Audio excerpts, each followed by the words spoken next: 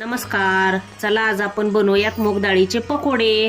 त्यासाठी काय काय साहित्य लागतं ते बघून घेऊयात।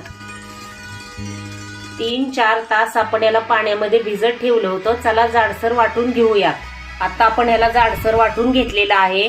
त्याच्यामध्ये 1 चमचा जिरं टाकलेलं आहे आपण, लाल तिखट 1 चमचा, एक अर्धा चमचा हळद पावडर, एक मीडियम साईजचा कांदा, चवीनुसार मीठ घालूयात आणि आता हे मिश्रण आपण चांगलं मिक्स करून घेऊया। आता आपण याला चांगलं मिक्स करून घेतलेलं आहे। या कढईमध्ये तेल गरम करून घेऊया। तेल गरम झालेलं आहे। आता थोडंसं आपण टाकून घेऊया चमच्याने।